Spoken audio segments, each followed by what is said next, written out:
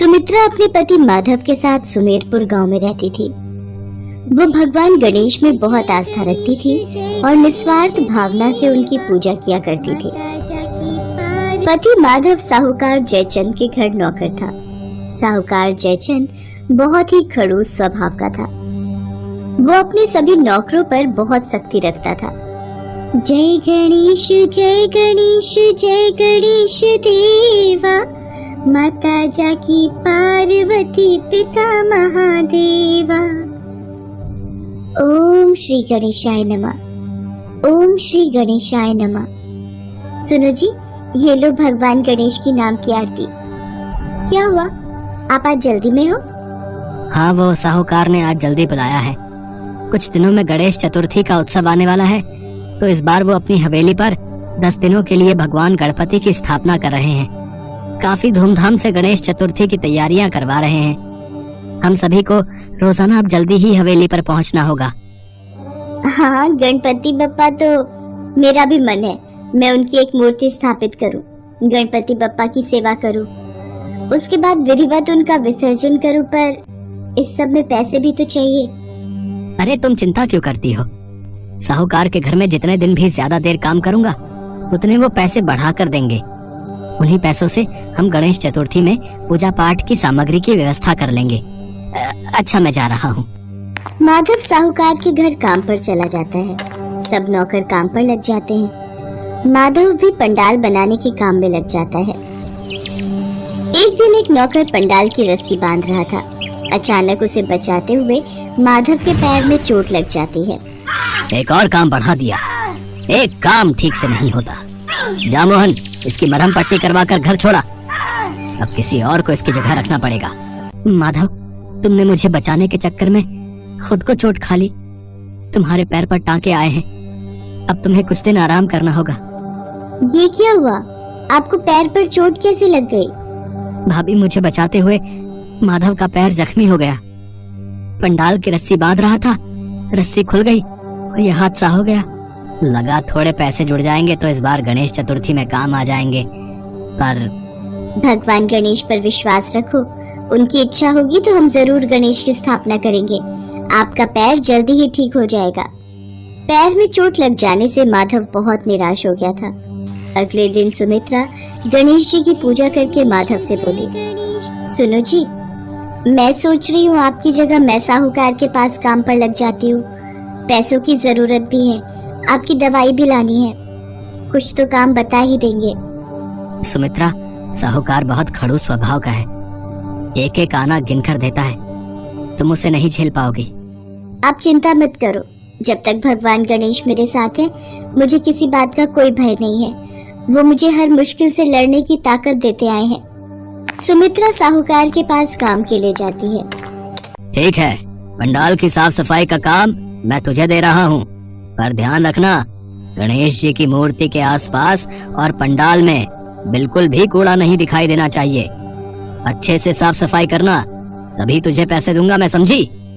आप बेफिक्र रहिए मालिक, मैं ध्यान रखूंगी। सुमित्रा पंडाल की साफ सफाई का काम देखने लगती है। गणेश चतुर्थी दिवस प्रारंभ हो जाता है। लोगों की भीड़ साहूकार के घर में आनी शुरू हो जाती है। सुमित्रा भी साहूकार से 1 हफ्ते के काम के पैसे मांगती है।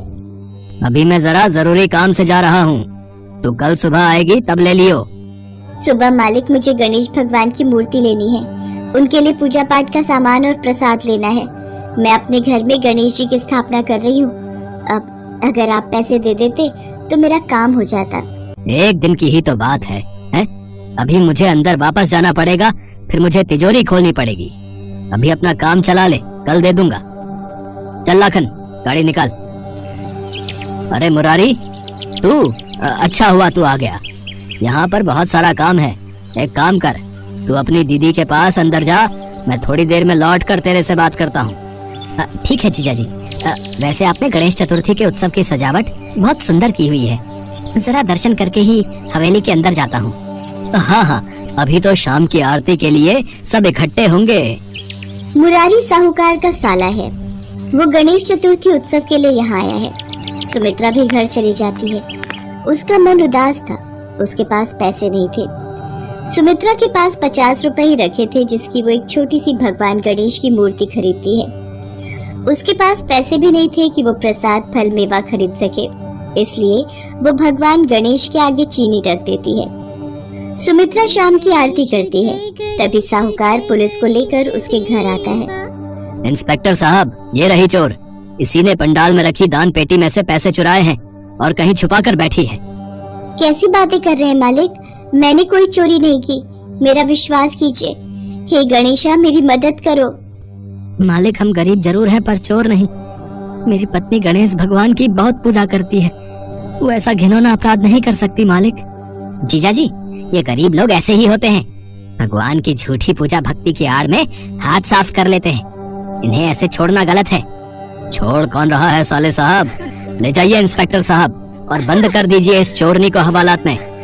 सुमित्रा और माधव रोते बिलखते रहे पर किसी ने भी उनकी एक नहीं सुनी। सुमित्रा को पुलिस ने जेल में डाल दिया।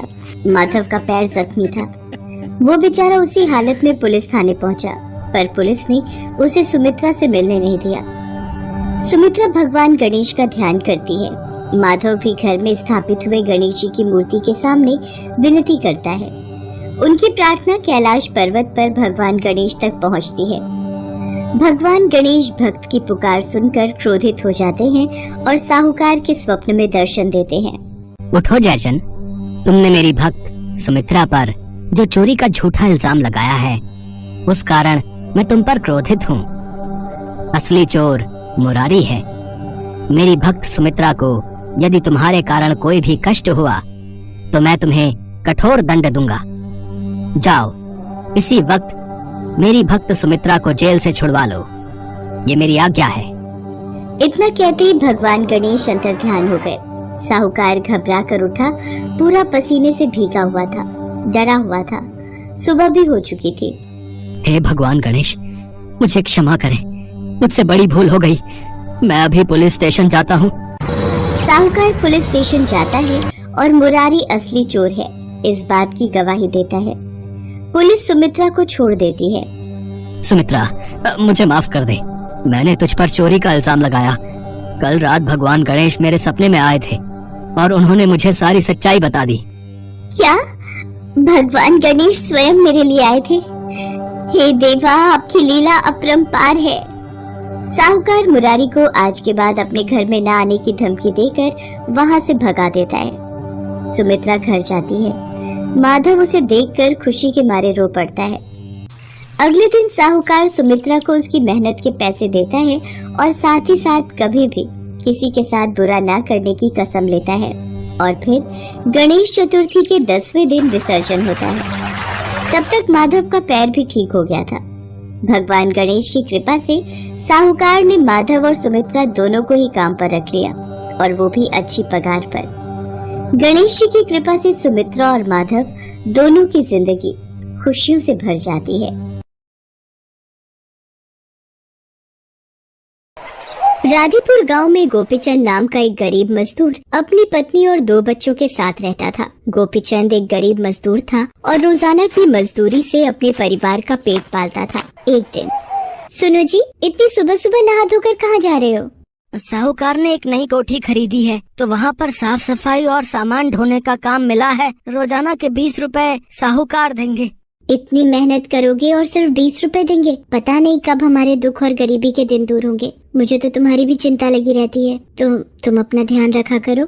अरे लक्ष्मी, तू फालतू में घबरा जाती है। गोपीचंद साहूकार की कोठी पर काम के लिए चला जाता है।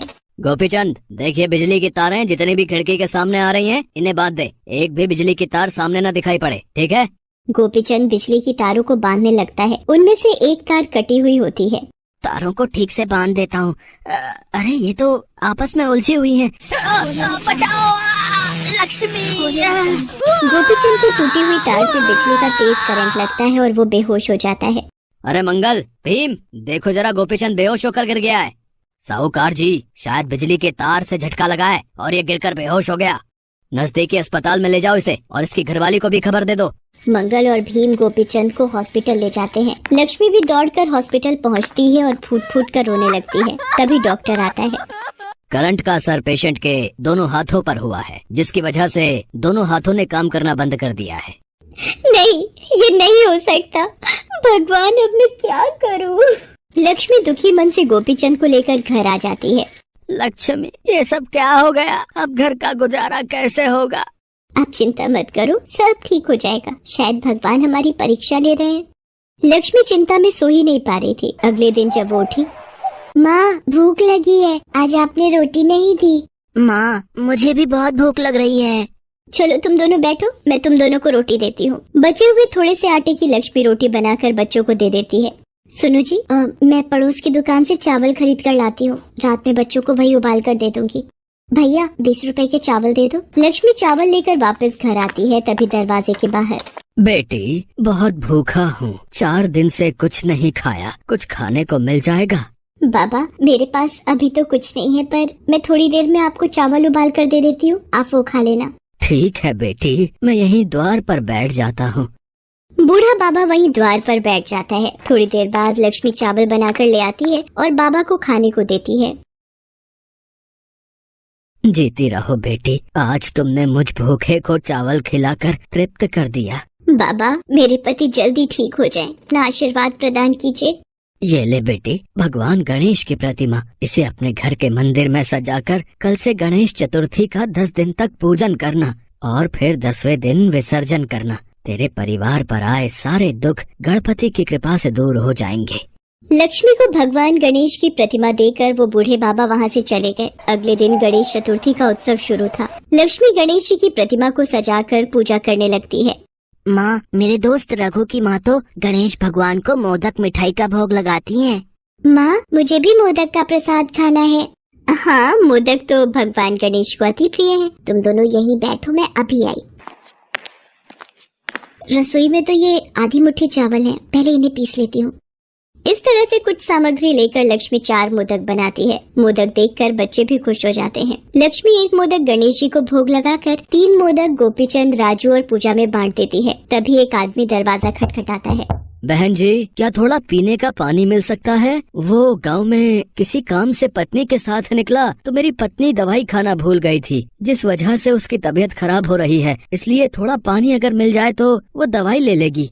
जी जरूर, मैं भी आपको पीने का पानी देती हूँ। ये लीजिए, लोटे में ले जाइए। और अगर आपकी पत्नी कुछ देर आराम करना चाहे तो आप यहाँ बिठा सकते हो। जी बहुत बहुत शुक्रिया। व्यक्ति अपनी पत्नी को लक्ष्मी के घर बिठा देता है। लक्ष्मी दोनों को गणेश जी का भोग लगा मोदक का प्रसाद देती है। ये तो हमारे महाराष्ट्र की मशहूर मिठाई मोदक है। मेरी मिठाई की दुकान पर मैं कई प्रकार की मोदक मिठाई बनाता हूँ, पर ये स्वाद कुछ अलग ही है, शुद्ध, साधारण और देसी तरीका। विभा, ये स्वाद तुम्हें कैसा लगा? हरीश, वाकई में मोदक बहुत स्वादिष्ट था। लक्ष्मी, इन लोगों के लिए चाय बना ले। नहीं नहीं लक्ष्मी जी, चाय वगैरह नहीं, हम लोग शहर से आए थे सुबह ही। मेरा यहाँ गांव में कुछ काम था तो विभा भी गांव देखना चाहती थी, बस शहर वापसी ही कर रहे थे। लक्ष्मी जी, मैं चाहता हूँ गणेश चतुर्थी का उत्सव अभी 9 दिन और चलेगा। आप मेरी मिठाई की दुकान के लिए मोदक मिष्ठान बनाओ। पर साहब, मैं कैसे सब? लक्ष्मी जी, आपको सिर्फ मोदक तैयार करने हैं, बाकी सामान लाना ले जाना मेरे ऊपर छोड़ दीजिए। लक्ष्मी और गोपीचंद की खुशी का ठिकाना नहीं था। हरीश मोदक बनाने को बोलकर चला जाता है। लक्ष्मी गणेश जी की प्रतिमा के आगे बैठकर खुशी से रो पड़ती है। हरीश लड़कों के हाथ मोदक मिठाई बनाने की सारी सामग्री लक्ष्मी को भिजवाता है। लक्ष्मी गणपति भगवान का आशीर्वाद लेकर मोदक बनाने लगती है। सुनो जी, इतने मोदक कैसे बनकर तैयार हो गए पता ही नहीं चला। मुझे ऐसा प्रतीत हुआ जैसे स्वयं गणेश भगवान मोदक बनाने में मेरी मदद कर रहे थे। भगवान गणेश बहुत दयालु हैं लक्ष्मी, मैं भी उनके चरणों का आशीर्वाद लेना चाहता हूँ। देखना, आपके हाथ जल्दी ही ठीक हो जाएंगे। लक्ष्मी मोदक बनाती थी और हरीश ऑर्डर के मोदक मंगवा लेता था और लक्ष्मी को पैसे भिजवा देता था। लक्ष्मी को पैसों की भी दिक्कत दूर हो गई थी। और फिर गणेश विसर्जन के दिन, हे गणेश, आपने मुझ गरीब पर इन 10 दिनों में बहुत कृपा की है। आपका लाख लाख शुक्रिया भगवान। राजू बेटा, ये बप्पा की प्रतिमा विसर्जन के लिए उठानी है। मेरे साथ उठा दो। सुनिए, ये आशीर्वाद लीजिए। जैसे ही गोपीचंद हाथों से गणेश जी के चरणों को छूने लगता है, उसके हाथों में ताकत आ जाती है। वो प्रतिमा को उठा लेता है। अरे लक्ष्मी, बप्पा ने मेरे हाथ ठीक कर दिए, बप्पा ने मेरे हाथ ठीक कर दिए। बप्पा मेरे प्रभु, गणपति बप्पा मोरया, मंगल मूर्ति मोरया। हे गजानन, हे सिद्धि विनायक, आपकी महिमा अपरंपार है। सब मिलकर बप्पा का नाम लेकर विसर्जन करते हैं और खुशी खुशी घर आते हैं। अगले दिन हरीश लक्ष्मी के पास आता है। लक्ष्मी जी, आपकी मोदक मिठाई ने तो कमाल कर दिया। सबसे ज्यादा बिक्री उसी की हुई। लक्ष्मी जी, आगे त्योहार ही त्योहार आ रहे हैं। आपको मोदक के साथ और भी मिठाइयों के ऑर्डर पूरे करने हैं। मैंने आपके लिए शहर में ही एक किराए का कमरा देख लिया है। आप शहर में रहकर ही इस काम को करिए और ये 50,000 रुपए आपकी मोदक मिठाई की कमाई। बप्पा ने तो मानो लक्ष्मी के भंडार खुशियों से भर दिए थे। शहर में हरीश की मिठाई की बहुत बड़ी दुकान थी। अब लक्ष्मी और गोपीचंद शहर में ही रहकर हरीश के साथ काम करने लगे। राजू और पूजा स्कूल जाने लगे। गणेश जी की कृपा से लक्ष्मी के सारे दुख दूर हो गए। लक्ष्मी उन बूढ़े बाबा जी को भी मन से शुक्रिया करती है। गरीब के गणपति घर में आए और झोली खुशियों से भर गए।